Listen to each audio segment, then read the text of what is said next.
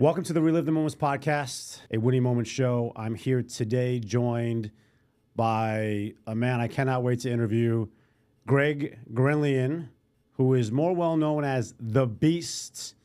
And if you haven't seen this man across Instagram, or you've never watched lacrosse, or have no idea who he is, today you're going to find out why they call him The Beast. Greg, man, thanks for joining us. Thanks a lot, brother. Pumped to be here, man. Yeah. It was exciting to get you in this room. Like I said, I was talking to Sean Lindsay, a fan of yours. I reached out to him. We're talking about high school, and we were talking about my son's playing lacrosse. I know nothing about the sport. Help me out, man. He wants to do face-offs. He's like, John, you got to talk to this guy. And I'm like, all right, cool, whatever you say, Sean, no problem. I was going to actually go out and hang out in L.A. with you, and maybe you train him, but thanks for pushing me off, buddy. He's like, no, the best face-off guy to ever walk the face of this planet is this guy, and he happens to be right in your backyard.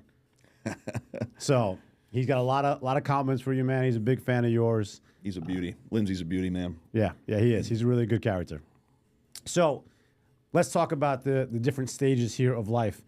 I found it fascinating that the first sport you ever played, when we asked people, was a sport that I don't think many people would even consider a sport. But you put it down, and it makes sense looking at you, karate. How did you get into karate at 6 years old?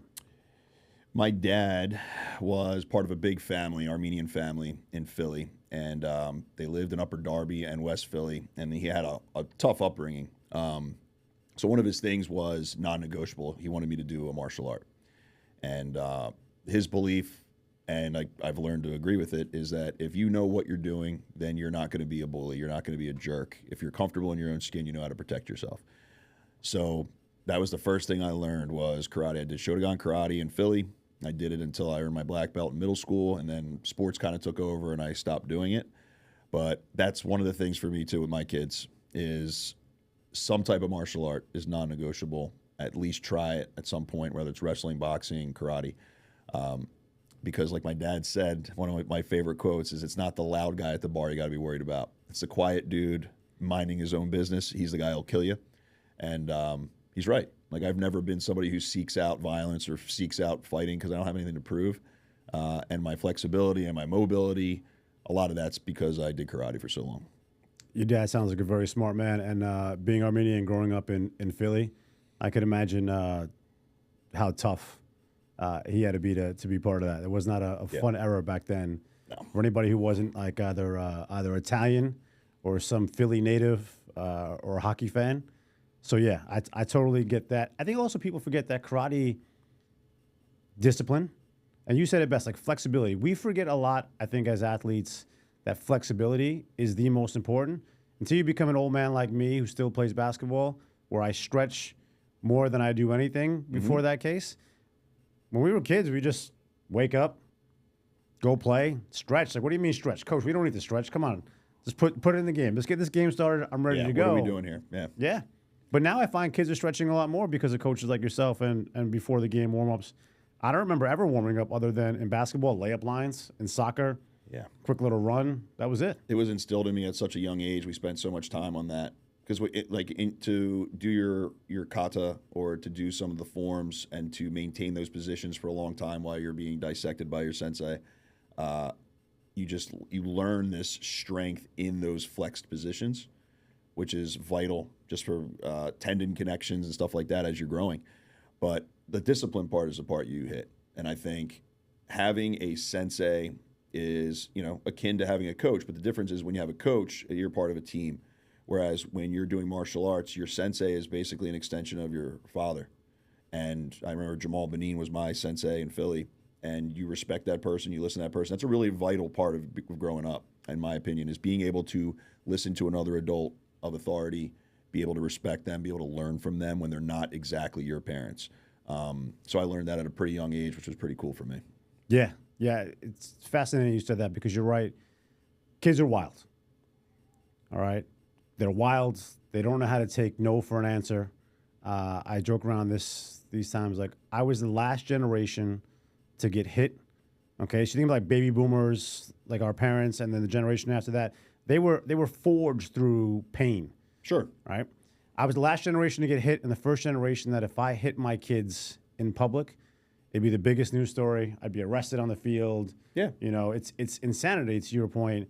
And to have an adult that you can look up to, which usually is a coach, but I didn't think about it like a sensei, where you have that person that's authority that's not your dad. All right? To respect that aspect. It sets you up for so many things in life. You're going to have a boss that you don't like it sometimes, but you got to do your job. You're going to have a coach that doesn't play you enough or thinks that you should do better or has a favorite kid.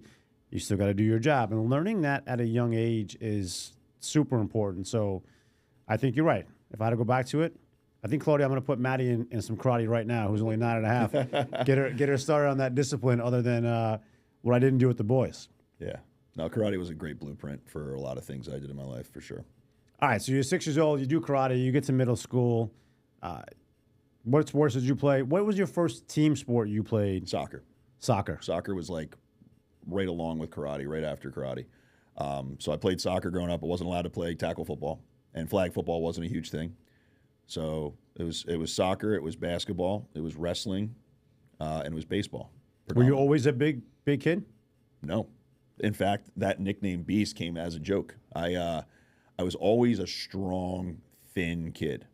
And when I was in high school and I started playing lacrosse, I was still really thin, but I was finally playing a sport that I could hit people in because I wasn't allowed to play football. So I sucked. I couldn't catch and throw, running around the field just trying to hit people constantly. And all the older guys, the varsity guys, whatever, would be like, Beast. So my friend George Azar started calling me Greg Beast, and it just started catching on. I got to college at like 170. Wow.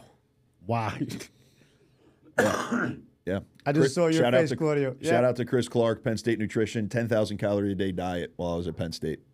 Wow. I was walking around school with a bottle of honey, trail mix, and I had to have I had a chocolate milk and orange juice with every meal. And I was grossing people out, sitting there in women's studies, and you just see some meathead just squirting honey in his mouth. Yeah. Oh man! All right, I want to get to that in a little while to get to what the thought process would be when you see this man walk into the library. We're like, all right, I'm just gonna take some honey. Great, no problem. Hey, yes, can I borrow your? Can I have that orange juice? You can finish that orange juice right now. I gotta mix it with my chocolate milk. Yeah, full-time man, job, it sounds disgusting. Jeez. Yeah. But let's go back to high school because I read that you didn't pick up a lacrosse stick until you were 13, 14 years old. So I was in 8th grade when I first got convinced to try it. My friend George Azar, once again, played lacrosse, and he was like, listen, all the cool kids at Springfield High School in Delaware County played lacrosse. And he's like, you got to play lacrosse. You can't play baseball anymore. It's too slow, blah, blah, blah. And I liked baseball, but I found it kind of easy. Like, you hit the ball, you steal second, you steal third, and then you just stand out in center field. And I was just like, man, there's got to be a better way to spend my spring and summer. So I begged my dad. My parents finally let up. And I think for them, they thought that outdoor lacrosse was similar to girls lacrosse. So I know they spoke to my family doctor. He's like, my niece plays lacrosse. It's totally fine, whatever. So we go to the meeting, and I remember my dad sitting in the parents' meeting. He's like, this is a lot of pads, dude. And I'm like, well, it's a really hard ball. We get to the first practice, and I'm like, yo, you can just kill people in this sport. This is awesome. But you see how his eyes lit up? But I couldn't catch and throw. So all this athleticism is completely useless. And that was a really hard experience for me because when we first started, so you're an 8th grader, rising freshman. They put you with the other kids that are your skill level. There was nobody in 8th grade that was our skill level. Everybody was way better than us. So we played with the 7th graders. And we got made fun of relentlessly by the 7th graders who, a lot of those guys I'm good friends with now. But I remember coming home after a couple practices being like, dude, I'm always good at sports. Like, what is this? This sucks. Like, I'm getting ragged on by dudes and I feel like I'm more athletic than I don't know how to keep this egg on this spoon while I'm trying to run around the field. It was driving me nuts. So that was a really tough experience for me. And it was probably the most vital lesson I ever learned is like, oh, so life is a little hard for the first time for you. You're just going to give up. And I was going to quit. My freshman year, I was going to quit when we were playing at the high school level because I was playing JV. And I remember practicing in my head, like, okay, this is how I'm going to tell the coach that I'm quitting. Like, I'm just going to give up on this. And I remember I didn't say anything to anybody. We were doing conditioning at the end of practice, and Coach Rick Johnson, who was the defensive coordinator, he just came up to me, and he just had a liking to me because he knew that I always worked my ass off in practice.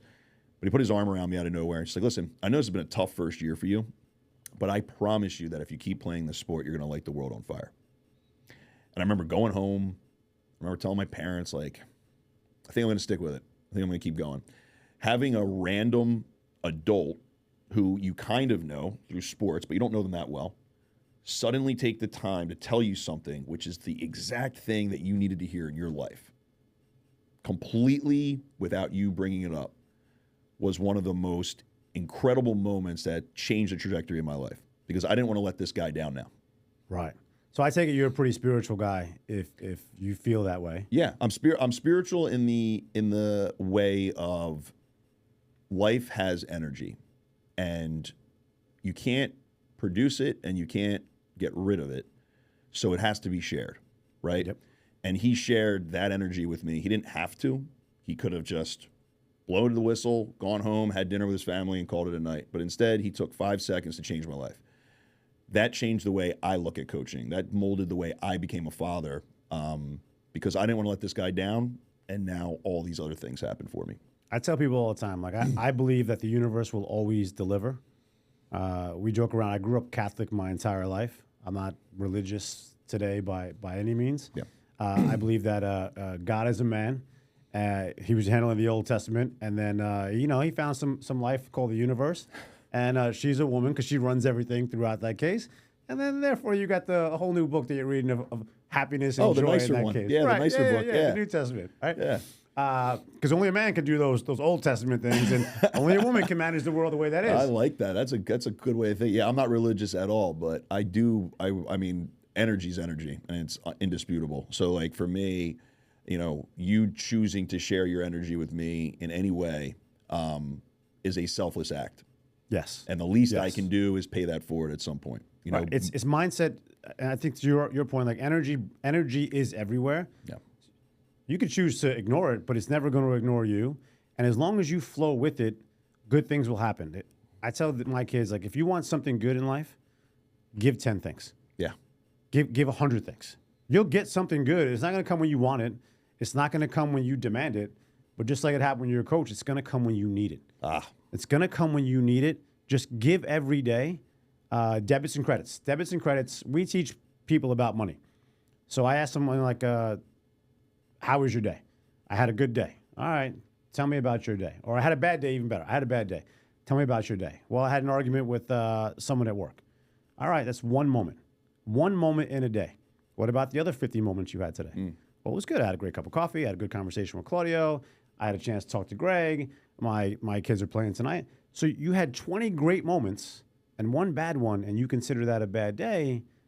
We get stuck in this mindset of, like, I need it to happen now, or why isn't it me? And what you said about that, coach, means so much, where I want kids to recognize, like, you're about to quit. You're about to give up. Just keep going. You'll get the sign that you need.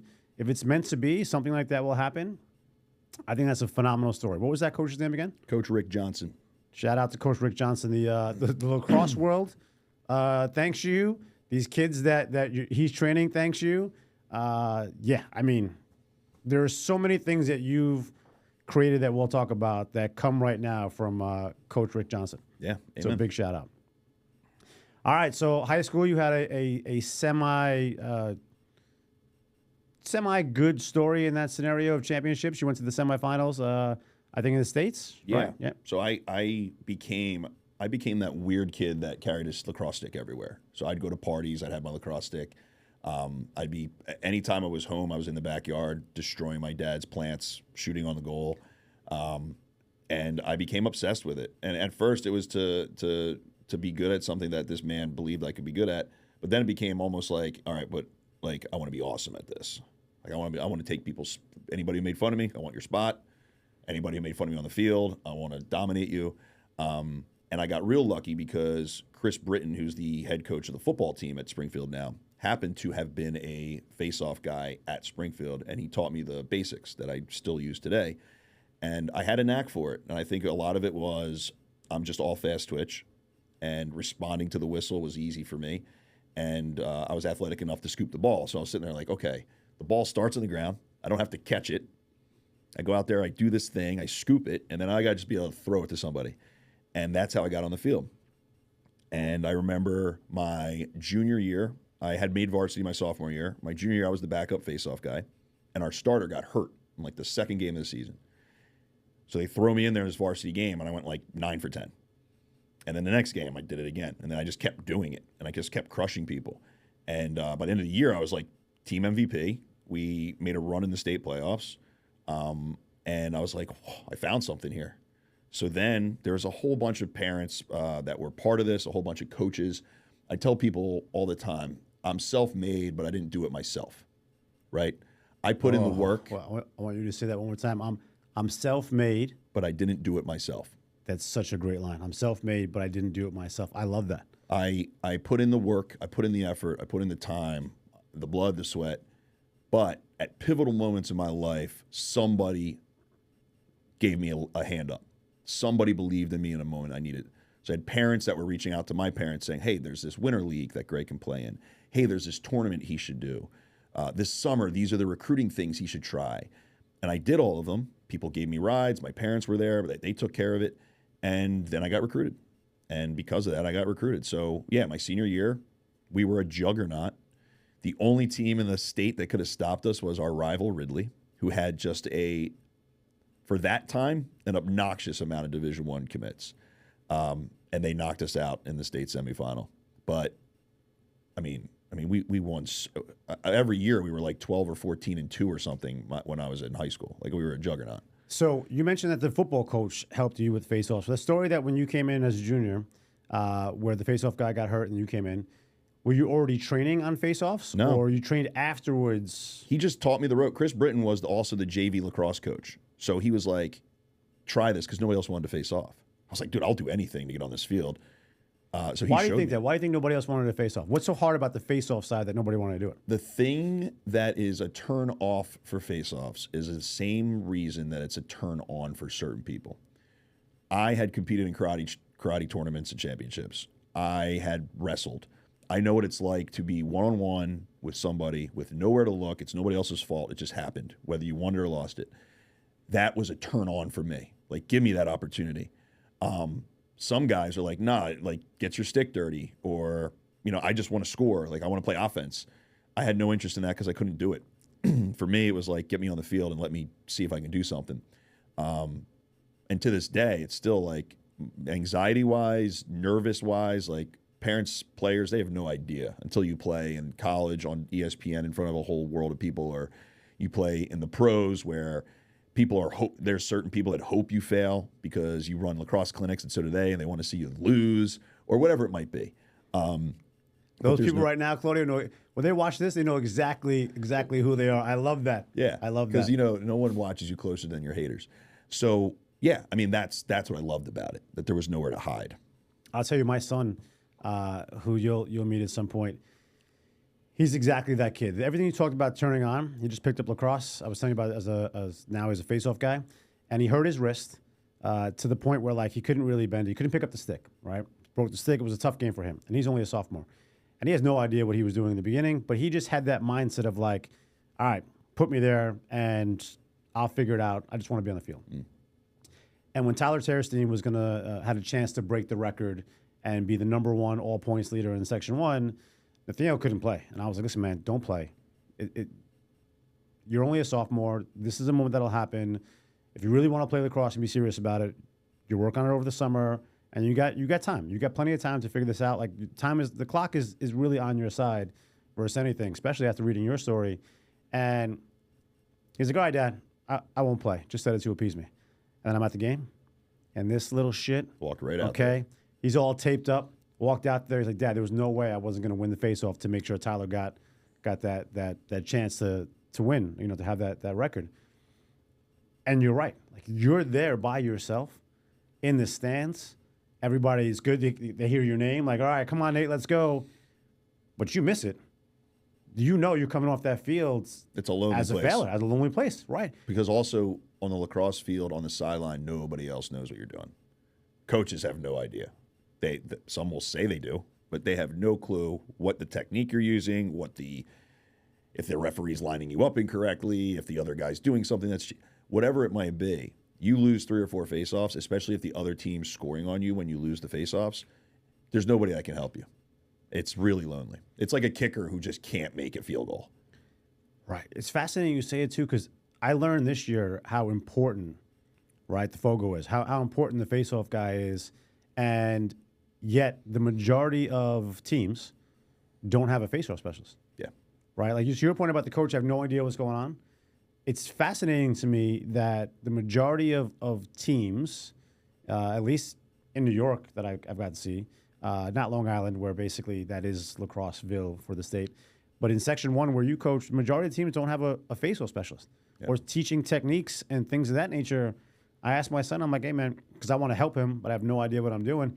Hey, how can we work together? How can we do this? Hey, Dad, watch this video, do this, and pull it together. And I was like, all right, I'll stand there with you with the stick and then try to whatever. But it's fascinating that it's the most important, I feel, it's the most important position on the field, but the least trained. Why is that? For a long time it was, and face-off specialization didn't really occur until like when I was in college, early 2000s, where suddenly you were starting to see these guys pop out that were just facing off and running off the field.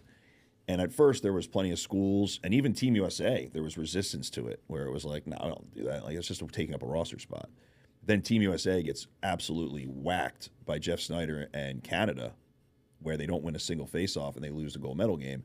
And then all of a sudden, like, okay, yeah, I'm listening. Like, what do we got here? If we lose anything to Canada, we're listening. Yeah, what do we got here? And then once it started to happen, a lot of it was just guys' opinions. Well, I like to do this, or this is what I do. A lot of it, a shocking amount of it, any instruction was just cheating. There was a guy that used to make YouTube videos and go around the country, and literally his YouTube videos would be him like teaching kids how to tape the corners of their gloves so the ref can't tell that the white is their fingers and they're grabbing the ball at their hand every time. That was the nonsense that was being taught. Wow. So that was one of the main reasons Faceoff Academy began, because I'm like, dude, this is nonsense. Nobody's teaching anything. Everyone's teaching cheating if they're teaching anything. So when we created Faceoff Academy, it was because we applied biomechanics to it. So the one thing that's weird about faceoffs is it's consistent. A goalie, shots are coming from everywhere, right? Dodging, you're on different corners of the field, and you have a defender that might play a different way. Faceoffs is like an Olympic lift. The ball is right there every time. The angles are always the same. The cadence is down, set, whistle. And your job is to get to the ball quicker than your opponent.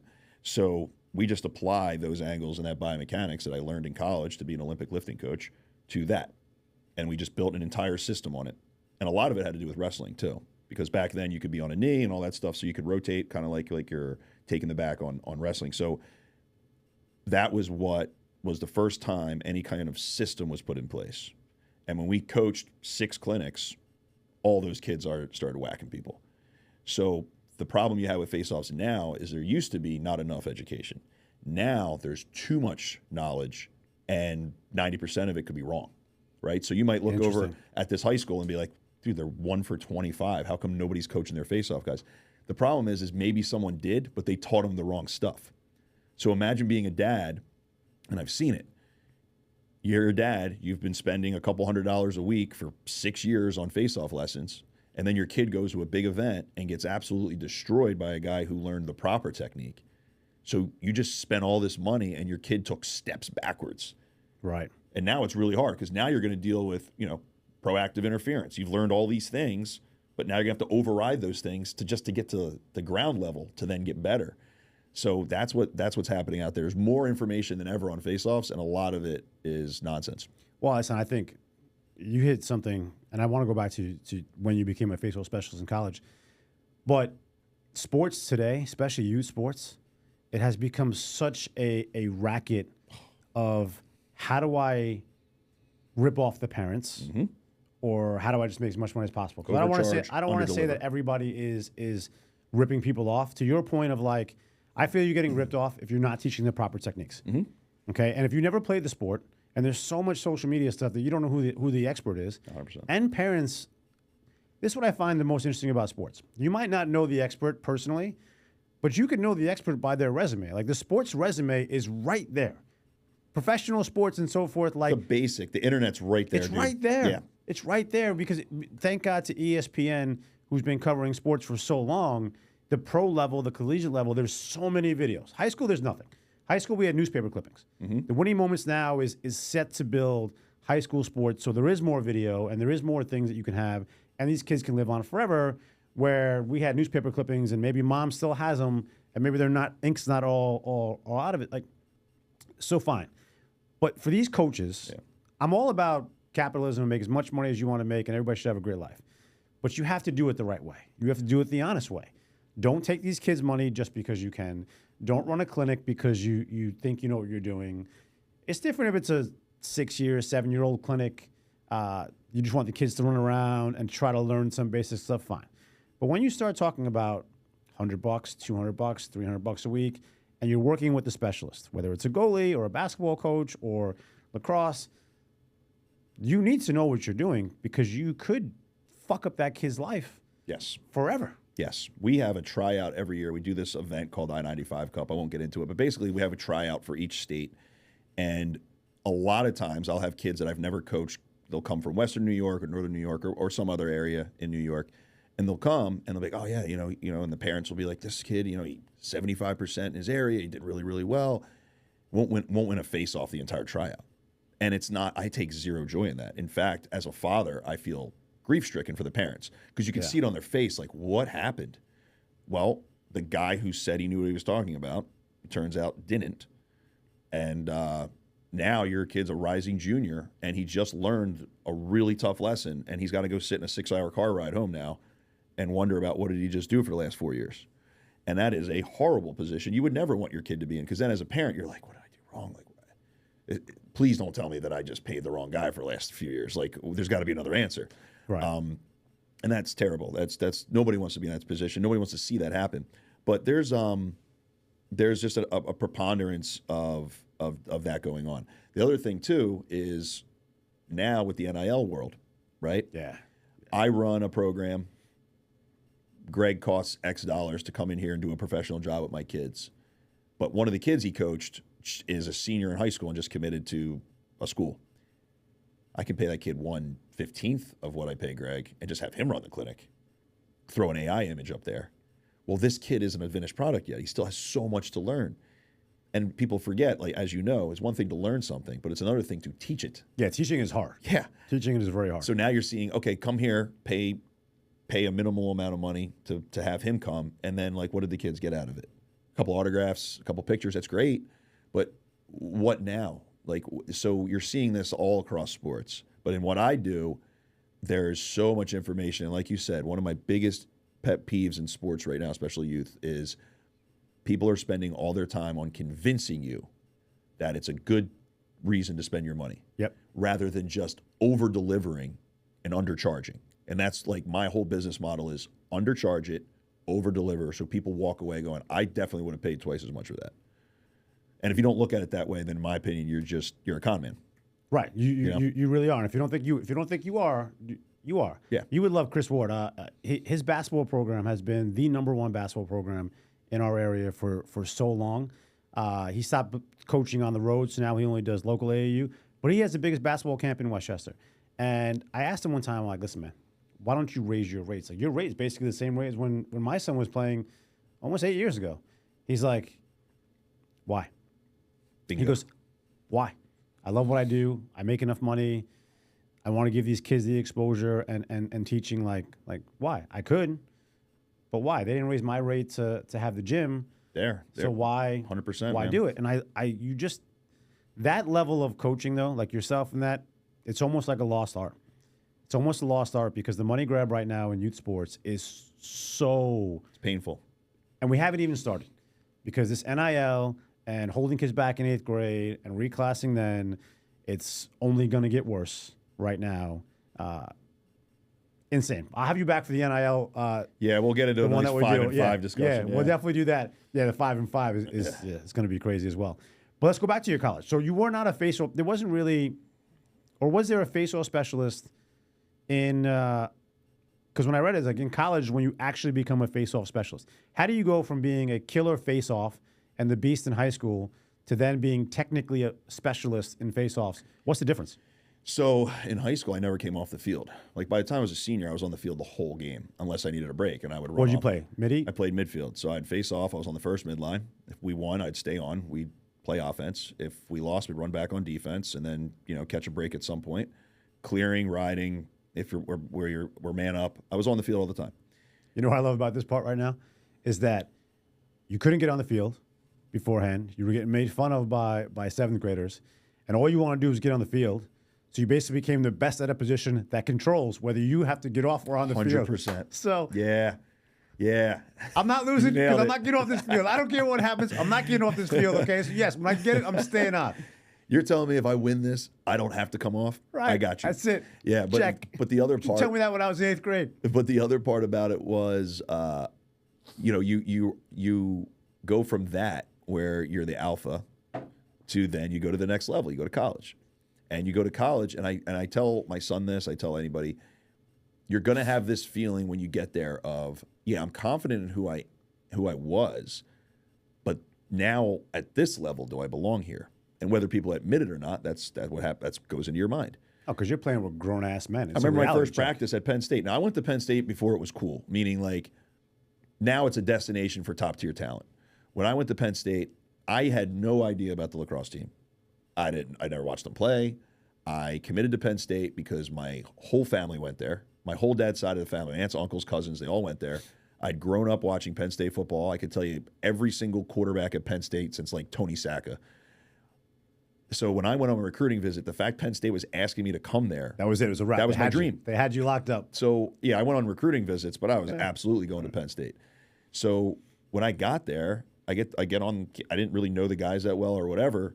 I watched my first practice, and every single shot is just like hitting the pipe and going in. And I'm like, the shots are like twice as fast at this level. I was like, I can't do that, And I'm just like, I don't know if I belong here or not.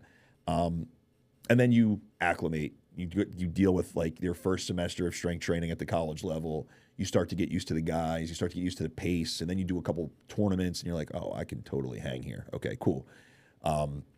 But the challenge was high school face-offs were over in like a second or two. It was like boom, boom, boom. College face-offs, you're dealing with 21-year-old men. Right. And Big the difference. face-offs are a grind. And then when you pull it out, everyone's twice as fast. So you're running for your life to get the ball in offense. So this misconception, you hear like certain people who do broadcasts for lacrosse games would basically be like, oh, he faces off because he doesn't have any stick skills. It's like, that's not true.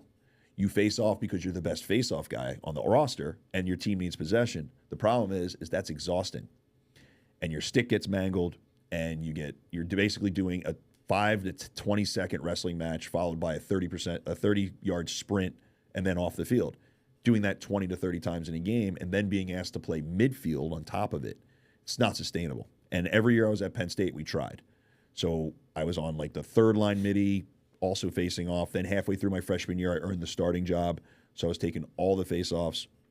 And then my sophomore year, we tried it again, maybe run midi. And it was just like, we tried it every year. And it was like, Greg just can't do all of this. Because it takes so much. I don't think people realize. You said it, and I'm going to bring it home when we go back to the Faceoff Academy, of the science behind it. Yeah. But between karate, then wrestling, and like you said, you're in there, it's like a wrestling match. It's not just a quick like stick trick and I'm out. No. Like you're grinding against a 200-pound person. Yeah. Yeah. And it's like, it takes a lot of energy for that side. And like I said too, the limiting factor is the plastic of your head. Like your lacrosse head's getting mangled. So, you ever see a face-off guy try to also catch and throw with a regular head, you can't be as slick. There's certain moves you just can't do the same way. So my senior year, one of our man-up specialists got hurt. So I hopped in. So I had the sweetest gig in lacrosse. Take all the face-offs, play man-up. You're getting the face-off wins. You're getting the ground balls. You're getting a goal or two on man-up every game. So like a stat machine. It was awesome. So that was the sweetest gig in sports. But yeah, I mean, it's just really, really hard to do. And people who don't understand it will say it's because you can't do this. It's not because of that. It's just the fact that you're the best at one thing, and that's way more important than you also running midfield. And it's amazing that some commentator would even say that in professional sports. Yeah, guys who've played the game but didn't face off. It's the number one position in the game. Yeah. Like, to your point, if you really break down the whole thing, it's the number one position in the game where face-off listen, lacrosse, what I've learned this year is about possessions. It's all about possessions. It's one of the only sports that you think about possessions. Football too, but football you're guaranteed to get a chance right after 4 downs, so that you're going to get that. You can go. When you went 9 out of 10 in one of your games. That's 9 possessions you have. Yeah. That the other team might not even get the ball unless there's a mistake made or goes out of bounds in that scenario, or they have some crazy defense. It's the only game that possessions are so important. Yeah. So for anyone to say like you can't. I'd be on the other side. I'd be like, yeah, man. Well, you want to face off because you can't. Come to my circle, baby. Come to my circle. There's 2 types of people. Come see the beast in the circle. There's people that will ask to find out, and there's people that will confidently say the wrong thing. And we know broadcasters that do both. Yeah. Right. So, but either way, like I think if I were to build a lacrosse program and we had a draft, it would be a face-off guy and goalie would be my first 2 guys, and then build around that. Because you're getting your possessions and you're getting a stopper. And like, when I went to the Hall of Fame, that was with Drew Adams. Drew Adams and I played lacrosse in high school, college, pro, and Team USA together. So he had my back literally for like 80% of my games. I was going to ask you about that. So he's older than you, huh? He's 4 years. He's younger than me. So he was a freshman when I was a senior. Gotcha. Yeah. So we've played at every level together. And, having a guy like that, you're like, we can win. We can beat anybody. If we're winning 80% of our faceoffs and you're stopping all these shots. Huh. Yeah, so it keeps you in the game. So let's go to the pro career. Cool. All right, so you go to Penn State. You have a phenomenal career. I think it was at Penn State that you actually became a face-off specialist. Yeah. Like legitimately, where was it the time of that you were playing where they started talking about face-offs? Yeah. As a face-off specialist, you could be that way? There were 2 guys. There were 3 guys. 4? Yeah, okay. 1, 2, 3, 4. There were 4 guys when I was there. I remember when I was playing lacrosse and I started facing off a lot, the first person I saw on TV, because back then the only time you saw lacrosse on TV was if it was like the national championship game. Yeah. And I think it was 3 years in a row Princeton and Syracuse played each other. And I remember watching one of the championship games, and Chris Searcy, who actually lives up here in Connecticut, Chris Searcy pops the ball forward and scores on a goal, like for Cuse. And the crowd went wild. And I'm like, I want to be that guy. Like, that's what I want to do in college. And when I was in college, I remember being like, yeah, I mean, nobody really beats me on faceoffs. I beat pretty much everybody, but I don't practice it. It was just something you did. So you'd warm up a little bit before a game, but you wouldn't I would just play lacrosse. I would just do a normal warm up. And then on the game day, I would do my faceoffs. I ran into Pete Vlahakis in like the 2nd or 3rd game of my career. And Pete Vlahakis was like, he was down in this full crouch. He had like this really narrow head, and he decimated me. I was like 1 for 15 or something. I was like, oh, maybe I can't play lacrosse at this level. This guy's a savage. Pete went on to be one of the greatest face-off men in history. Then Andy Corno, who played at Georgetown, I remember being like, well, I got to start watching film. That's where I started loving film study. So I'm like watching film on Andy Corno, and I'm trying to duplicate what he's doing because he was an All-American at Georgetown. And that helped me tremendously. And then, Jack DeVilliers, Virginia, beats me up my freshman year. So I'm like, man, I'm just getting smacked around. And I'm just little freshman who's trying to gain weight. But those guys, I always say, I forget if this was a Bruce Lee quote or not, but you got to be the nail before you get to be the hammer. You have to be the nail before you get to be the hammer. That's actually a great quote. Yeah, and I believe, I think it was Bruce Lee, but I was absolutely the nail my freshman year. And I was like, man, like I got to study this thing and get a lot better at it. So I just took from all the beatings, I went back and watched the film of all the guys who beat me up. And I hear this all the time. Kids will have a bad game. They'll be like, I didn't even watch that film. Like, I'm just going to pretend like it didn't happen. Dude, that is the most important film you could ever watch. Yeah. Anyone could sit back and watch themselves win. Yeah. You don't learn anything from that. You learn from getting your teeth kicked in. So you sit there. The low lights of the game. Dude, you sit there in your room with the lights off like a loser, and you take notes on you getting your butt kicked all over the place. And you put it together and you get better. And then I got way better my sophomore, way better my junior year. And like it just kept getting better until I was a viable candidate to get recruited. But to get drafted. But it was just an amazing experience, and it's humbling. And I feel like going back to the karate, right? I remember on a World Shota Cup getting absolutely beat up by a kid from Japan. I was the baddest dude in Philadelphia at my age, and I just got punted, right? And that is one of the greatest experiences ever. Wrestling. right? If you've never wrestled, you don't understand how tired you are in wrestling. But going one-on-one with a human being who literally held you down and pinned you in front of your family and friends is so important for your development as a human being. So, like, yeah, I learned a lot from that. And those guys, I never would have been who I was if I didn't get my face kicked in by them. It's funny, people think about like a game, 40 minutes, whether it's basketball, football, how long it is. And I remind people, like, just think of boxing. It's a 3-minute round. It's a 3-minute round. Claudio played hockey. And hockey's another sport where, like, the line changes are 30 seconds, 60 seconds. It's because you exert so much energy by playing defense, in your case, face-offs, wrestling. Yeah. Like, if you don't think it takes up energy, just try to hold somebody for 30 seconds while they're trying to get out. Dude, go just lightly punch right, left, a heavy bag somewhere for 3 minutes. Oh. Go ahead and just tell me if you think it's exhausting after you try that. Most people can't make 3 minutes. There's zero shot. Yeah.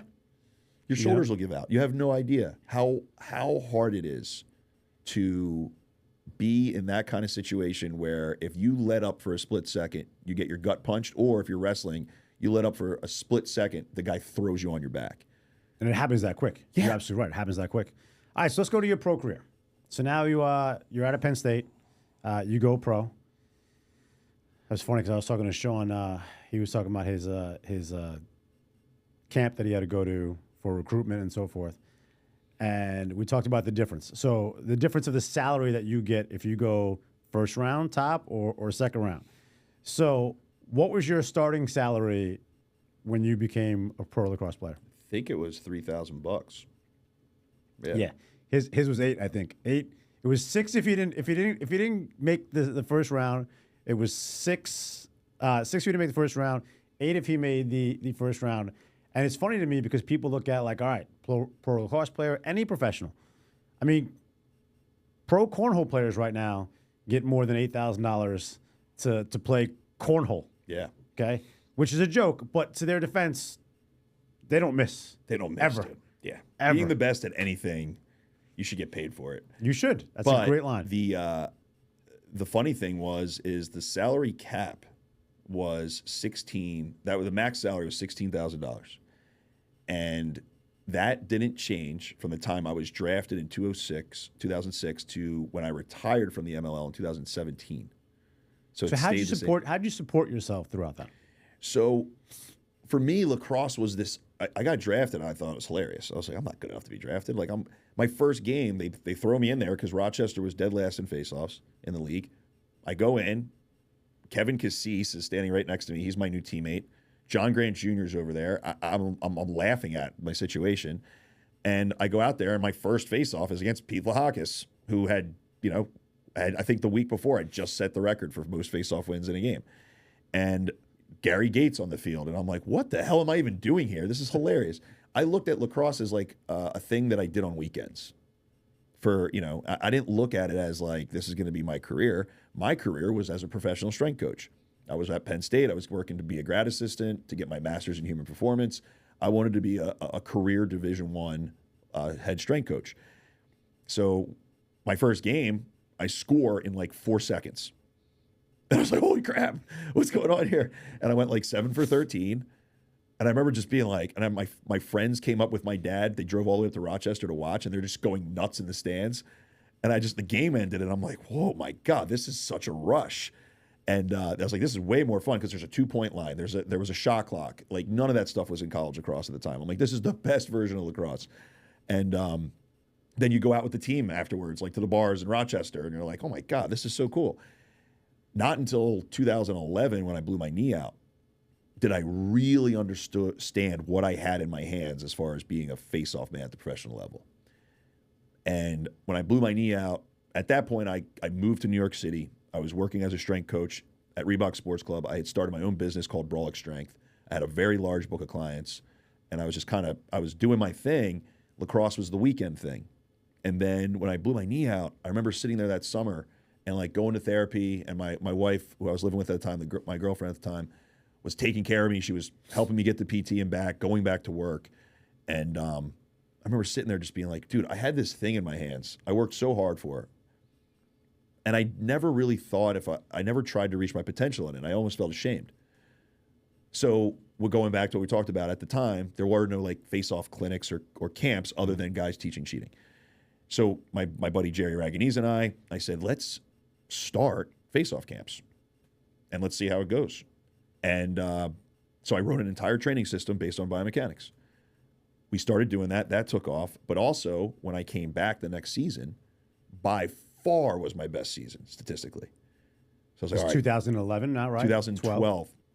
I came back and I was like this close to breaking league records. And before that, I was like a 53, 55% guy. So then the next year it was even better, broke records. And then I kept breaking records. Every year I was breaking my own records. So I knew that I finally realized that I have this talent, I have this gift. Let's see if I can reach my absolute potential in it. Let's see if I can max out in this thing and get that Madden slider to 99. And then comes 2015. Yeah, and then comes 2015. And then comes 2015, which help us relive 2015. Sure, I love talking about 2015. Well, 2014 was so bad that 2015 happened. 2014, I was playing with a shredded labrum. I was in pain the whole season. I went out and got a cortisone shot just to play in the World Games. Luckily, had a good run there, set a USA record there, but we lost the gold medal match, which was one of the most devastating feelings I've ever experienced in sports. I felt embarrassed and I felt like I let people down. Then, like 4 weeks later, we go back out to Denver, and the Lizards lose in the MLL semifinals out there. I remember Drew and I were like seriously considering retirement. I was like, dude, I have lost at every level, and I'm starting to really think it's me. Like, you lose enough times, no matter what your stats were, you start to think that maybe you're the common denominator. Maybe you just aren't built to get over the hump, and you're taking these people down with you. So I had shoulder surgery. I'm preparing for the season. My shoulder's starting to feel really good. And at this time, I was doing weekly clinics all over the place for Faceoff Academy. So I started taking reps with my like really good high school and college guys. And I'm just smoking people. And I'm feeling really, really good. We go into camp. And just before camp, they send this thing out. College rules had changed. They were being way more strict about staying off the plastic, staying off the line. They were giving you a physical set call. They were backing out. So like before then, guys had their hands way up on the plastic, using their elbows, leaning, cheating, doing everything, grabbing the ball with their hand. So basically they're saying like that's going to be off the table. There's like 2 or 3 guys that like literally quit. They sent league and, hey, I'm going to retire. I was like, I'm going to literally retire people this season. Like I was like ready to just put people in caskets. And the first couple games, I was like 90%. We went into the halftime of the season. So I guess it was, the midway point, All-Star break. I was literally over 80% at the midway break. And like, I was just crushing people because I'm like, dude, we're off the line, spaced out. You have to wait for the whistle and you can't grab the ball in your hand. You guys are dead. So, it just went nuts. Drew was having one of the greatest seasons in lacrosse history as a goalie.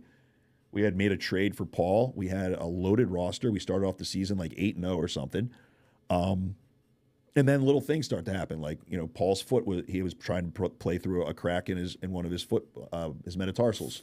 I tore my hamstring in one of the games and I had to sit out once. So like little stuff started to happen. Then we clinch. And I remember there's 2 games left in the season. I had literally already broken all the records for a single season. And I was like, yo, this is great, coach. Like we can take off the last 2 games and we can be so rested so that we can crush in the playoffs. And everyone's like, no, let's see if we can win these last 2. I was like, dude. So we go out and we lose in Ohio. And then we go and we play in Denver, where it's almost impossible to win. And we lose in Denver. So now we're going into the playoffs with a 2-game losing streak. And there's a little bit of doubt creeping around. Sure. We were like impenetrable there with Kevlar for a while. So we go into the playoffs and we have an absolute war with Boston. And I remember the last play, we were in overtime. The last play, they come down, their goalie makes a save. He runs down the field all the way to shoot on Drew. And he gets it all the way to the goal. And it's point blank. Goalie on goalie. Point blank. And Drew stuffs him. And the crowd goes nuts because now their goalie has to sprint back to his goal. They do a quick outlet, 2 passes, and just as before the goalie can get back, we dunk it and score. And the crowd, I mean, it was a packed Hofstra Stadium. Wow. It was insane. So we made it to the championship, and we were ecstatic about it. It was pretty sick. Yeah, and you became the MVP. I was the league MVP. League MVP. First ever face-off league MVP, if I remember correctly. Yes. Yeah. And a lot of things had to work. It was basically it was akin to like a linebacker or a defensive end winning NFL MVP. Yeah. It's like I had to have such an insanely. I was going to say a kicker, but same. Yeah, it was same like type. a kicker if the kicker has the dirtiest uniform. McAfee, Pat McAfee. Okay. Yeah. But like if I had to have such an over the top season at the same time, a lot of the offensive guys were all having decent seasons, but nobody was like this. Gotcha. So it was a perfect storm for that to happen. Well, listen, I want to bring back to something that's important. You said a couple of things throughout this interview that trigger in my head, and one of the words you used was ashamed, lonely, being out there by yourself, and a lot of mental side of it.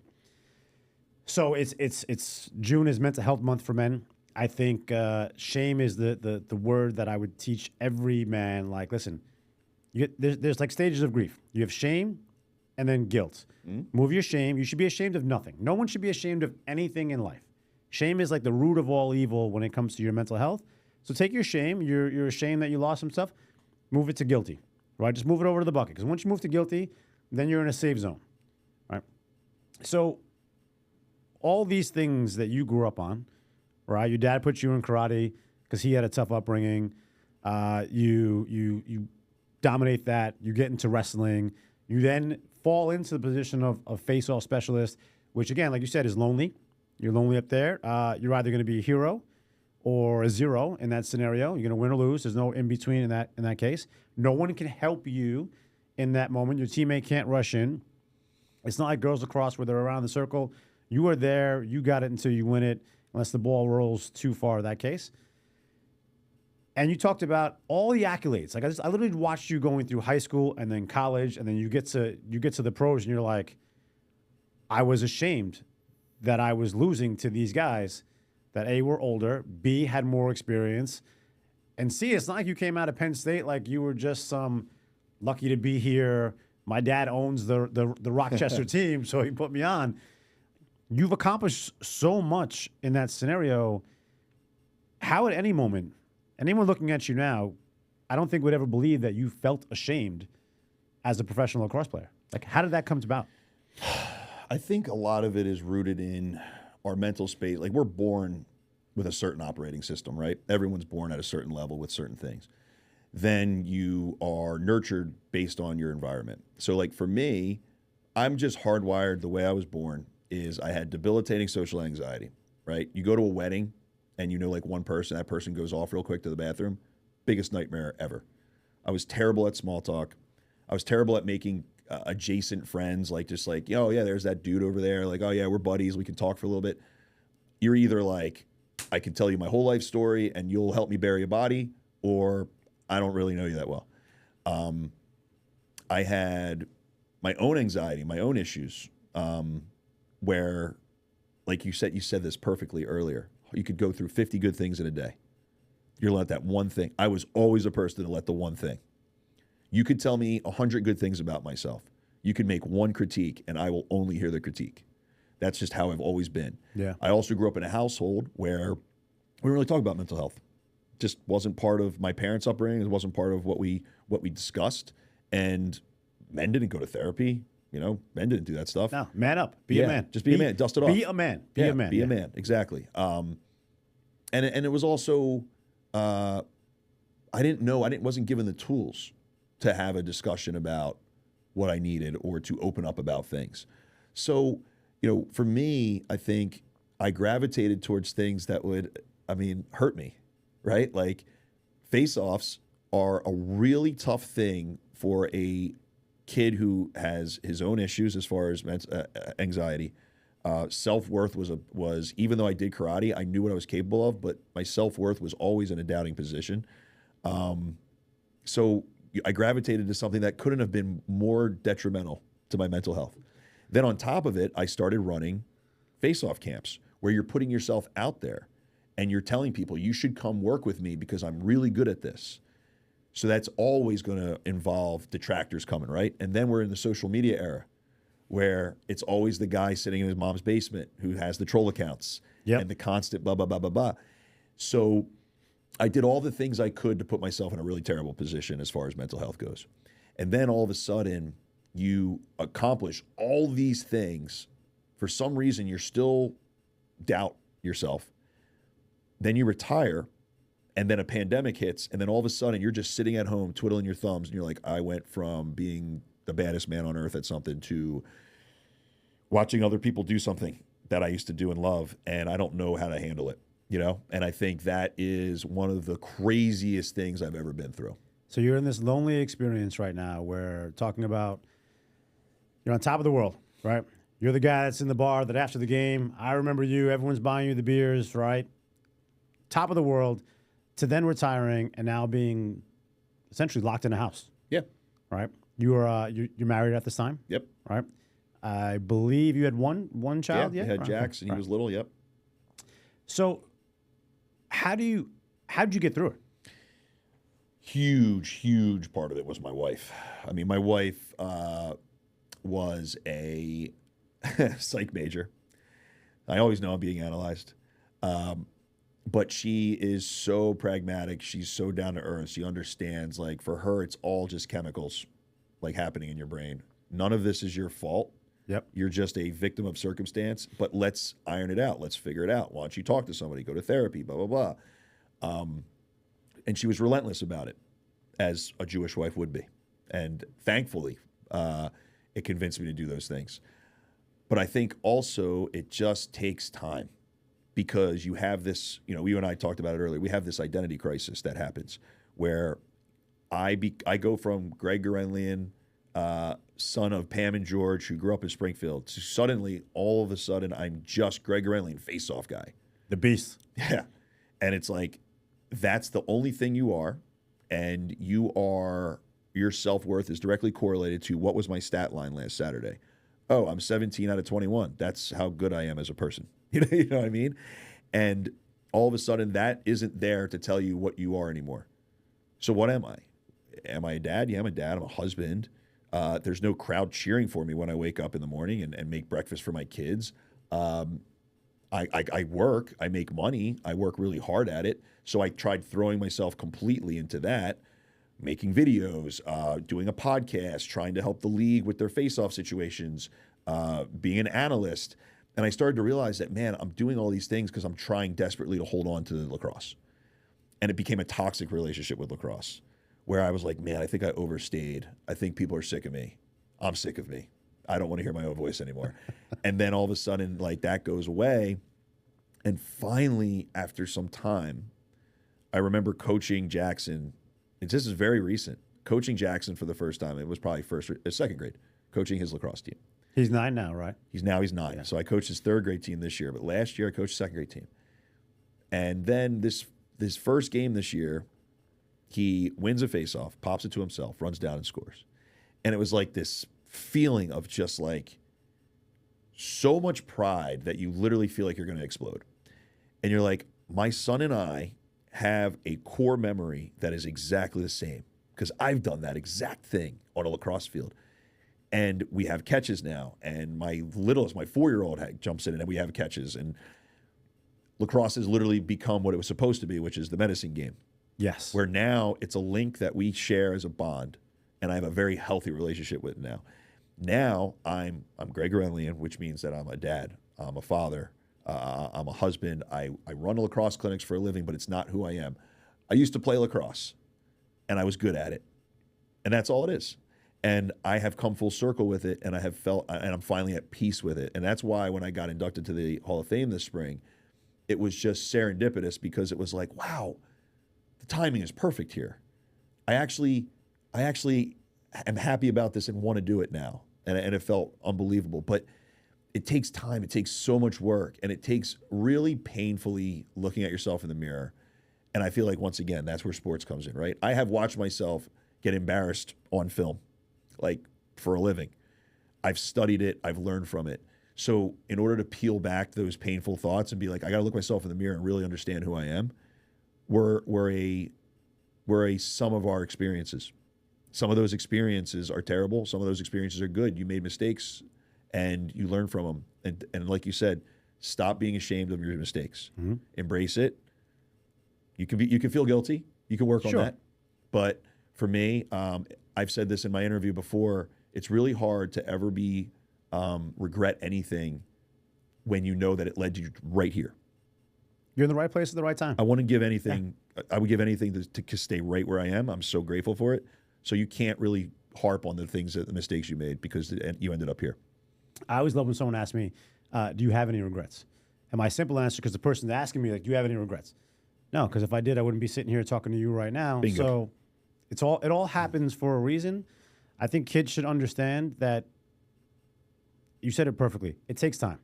Just put your head down, keep grinding, keep going. It'll all happen the way it's supposed to happen. You'll have the bad moments. You'll have some good moments. But you should not beat yourself up about those moments. I do think you should be a sore loser. I think I had this conversation with the guys I play basketball with. John, of course you think you were a sore loser. I'm like, listen, just say the words, I'm a sore loser. Right, I'm a sore loser. Now take the word sore out of it and say it again. And they're like, oh, shit. Yeah, right. Okay, no, right. Being a sore loser is fine. But short memory. You got 90 seconds to get over this loss. Okay, be upset you lost, be upset, whatever. Move on to the next one because it's only one moment in time. 100%. Right? It's a body of work that's going to be created. And I feel like our young kids today think it's got to happen so quick. Ugh. It's got to happen so quick. Yeah. I got to be great on day one. You know, I want everyone watching this to recognize that this man sitting across from me did not pick up a lacrosse stick till he was 13 years old. And he became the greatest of all time in 2 Hall of Fames, 13 years old. 4 years of high school. Yeah, I had to be the nail first. Right, I had to be the nail first. Yeah. I had to be the nail first. And that's something that's, I think one thing that's very important to talk about here in this time frame is that being the nail is okay. Right, you think about like I'm being the nail, I'm getting beat up, I'm getting hammered down, no one likes me, people are making fun of me, I haven't been able to put it together, I just feel down upon myself. Being the nail is okay. Okay?